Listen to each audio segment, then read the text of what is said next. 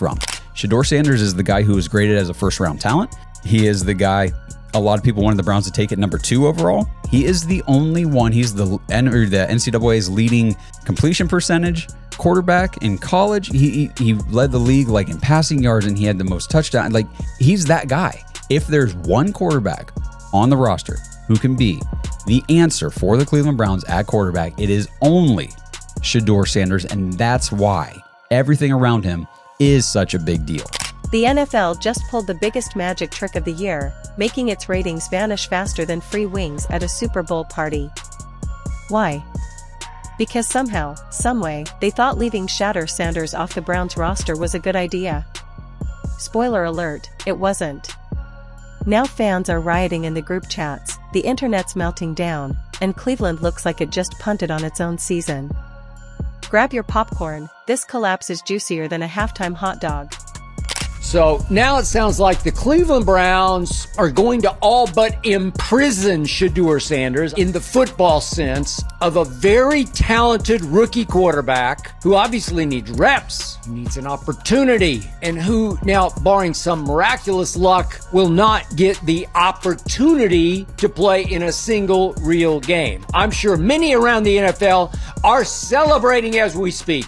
They are chuckling about this. Many in the NFL wanted to teach Shedeur and his daddy a lesson. And it just makes me want to puke. If you're enjoying, please subscribe Shedeur Sanders to the channel. It helps more than you think.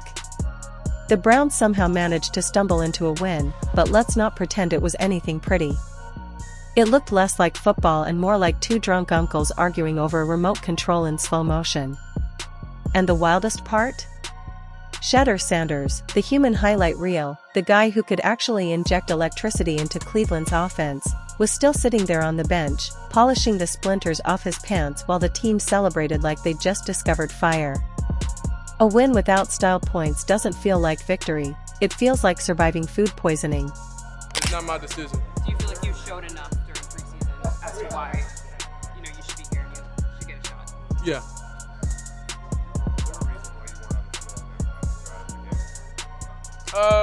It wasn't my decision, so, of course that's a quarterback's dream, and that's what every quarterback, thrives for, is those moments. So, it wasn't me, but I was happy that Huntley got in and he handled the business. So, if anybody else would do it, it would be him. Fans are not buying it.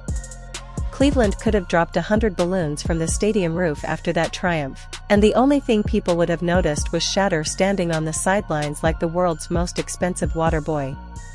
Social media turned into a bonfire of angry memes. Some are saying the Browns' offense is so dry that it could legally qualify as a drought. Shedeur Sanders was drafted finally on Saturday in the 5th round of the NFL draft. And you'd think that the greatest draft atrocity in the history of the NFL draft has taken place. I think it's disgusting. I don't understand what the heck's going on with this. Really? Let me tell you something. We're competing with the other teams. It doesn't matter what the reason is, because you're allowed to have any reason you want not to draft a player, and none of it is collusion. I'm tired of the conversation about Shedeur Sanders. You know what? The Browns got him. They got the most crowded quarterback room in the league. Is he going to play? Is he not going to play? I'll tell you what. Shedeur Sanders is not even going to be on an... Others want Joe Flacco gone so bad they're drawing up Uber routes for him to the retirement home. The offense, if you can call it that, played like it was allergic to the end zone. Drives sputtered, passes wobbled, and the only consistency was inconsistency. Watching them was like trying to stream a movie on dial-up internet, lots of buffering, no satisfying ending. Sports has ever angered me more than what the NFL has done to Shedeur Sanders. The Browns showed you their hand by taking Dillon Gabriel 50 slots higher than they wound up taking Shedeur. The head coach, Kevin Stefanski, did not want Shedeur Sanders. The GM, Andrew Berry, clearly did not want Shedeur Sanders, but quarterback injuries conspired against the Browns to start with. They were forced, of course, to give Shedeur a shot in the first preseason game, only because... Meanwhile, Shedeur sat there, Mr. Ready to Go, the shiny new toy the kids aren't allowed to play with. Fans have started calling the play calling historic malpractice. Cleveland has officially invented the art of wasting talent. And here's the kicker, people aren't just mad, they're planning boycotts. Entire sections of fans are saying they'd rather mow the lawn in the dark than watch another game where a superstar is held hostage on the sideline. One guy claimed he'd rather binge old VHS tapes of bowling tournaments than sit through the Browns pretending their offense works without Shedeur. The rage isn't casual, it's volcanic. Imagine giving someone a Lamborghini and then saying, "Nah, let's just pedal the tricycle instead." Flacco is suddenly the unwanted guest at the dinner table. Every snap feels like Cleveland is rewriting the definition of offensive struggle. People aren't screaming "Go Browns." They're screaming "Why is Shedeur not in the game?" This isn't fan support, this is hostage negotiation. That's when you know the universe is upside down. Fans aren't celebrating. They're sending refund requests to their cable providers. The energy in Cleveland feels less like victory parades and more like a town hall meeting where everyone wants answers about potholes. Ultimately, here's how I see the Browns quarterback situation. You got 4 quarterbacks. Only one of them has the potential to be the future at the position for the Cleveland Browns. It ain't Joe Flacco. Joe Flacco is 40 years old. He will not be on this team next season. It won't be Kenny Pickett. I mean, we've seen Kenny Pickett. It's not going to be Kenny Pickett. Dylan Gabriel is not ready for first team reps. And he's got just too many limiting factors to logically say this guy is going to be the long-term solution at quarterback. Now, is there a chance he could, and he could defy the odds and be that guy? Yes, but again, the odds aren't great. So really, it's only Shedeur Sanders, and that's what— And those potholes? Yeah, they're the offense. Imagine being a fan, dragging yourself through traffic, freezing your tail off in the stands, only to watch 3 hours of offensive chaos while the guy you came to see never leaves the bench. You didn't pay for nosebleeds just to witness football's version of interpretive dance. You wanted fireworks, highlight reels, and Shedeur dropping dimes across the field like Oprah handing out free cars. Instead, you got a quarterback carousel that looks like it belongs in a haunted carnival. The deeper problem is this: fans know what Shedeur can do. They've seen the clips, the arm talent, the swagger.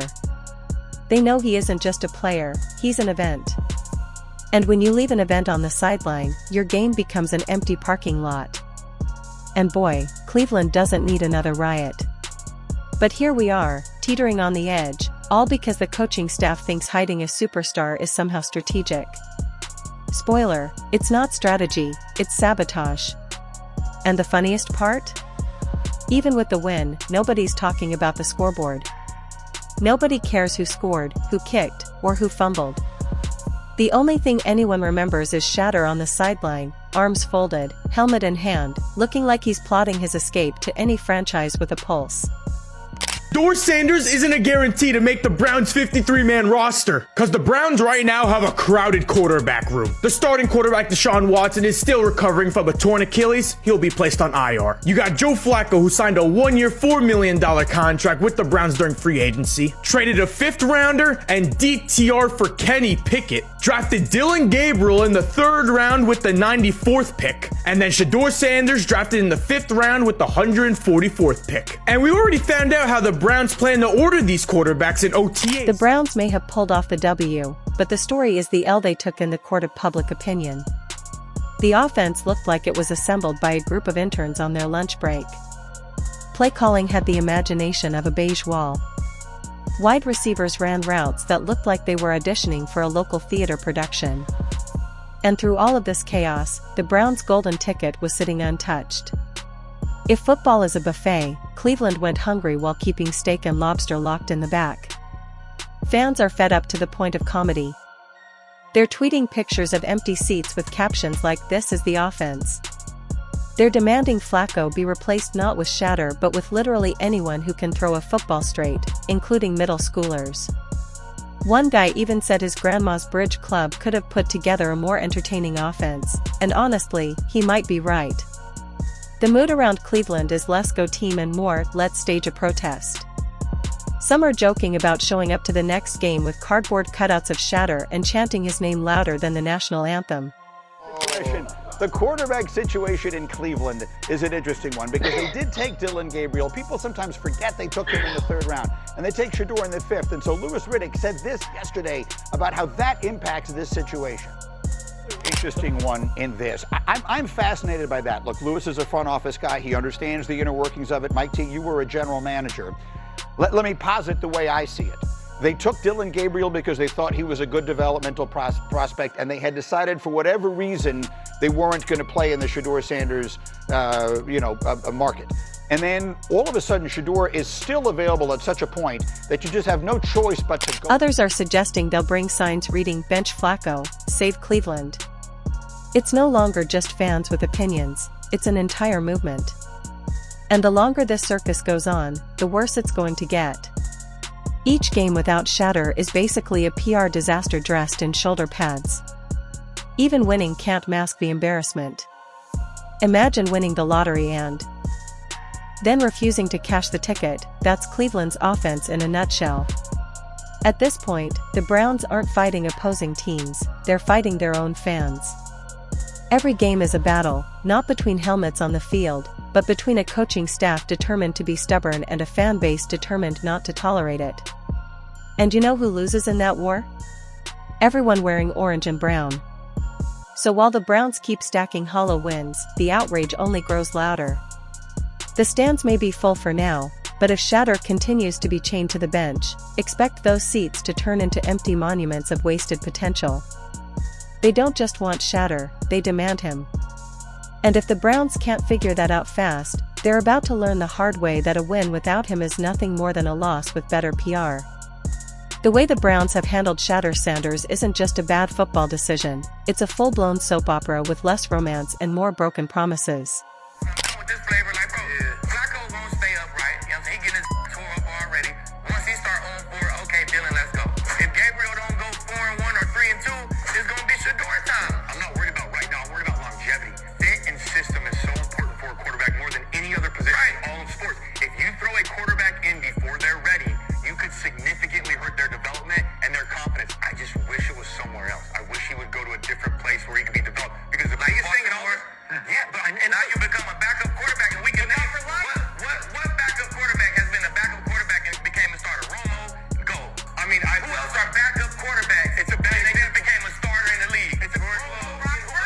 The kid didn't just show up in Cleveland, he dragged a spotlight the size of a Super Bowl halftime show with him.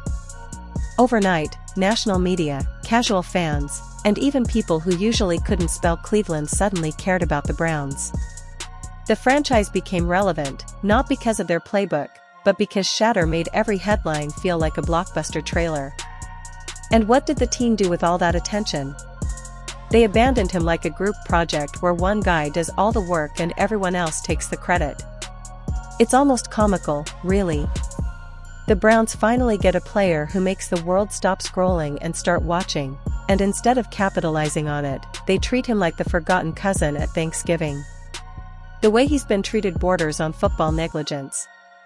You don't just stick someone with that kind of draw on the bench. That's not strategy, that's sabotage wrapped in incompetence.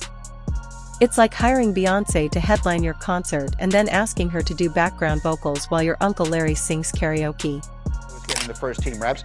How does the fact that he wasn't even the first of their rookie quarterbacks drafted impact the way the summer goes? It shouldn't matter, and I understand Lewis's point, which is like there's logic here and there's a lot of resources that go into the draft, but a number of years ago, Kirk Cousins, the 4th round pick, beat out RG3, the 1st round pick, and Darius gave me a great stat to really illustrate what we're going to talk about. Sure, the show technically still happens, but the crowd didn't come for Larry. They came for fireworks, and instead they got a wet sparkler. And here's the kicker, Shedeur made Cleveland relevant at a national level.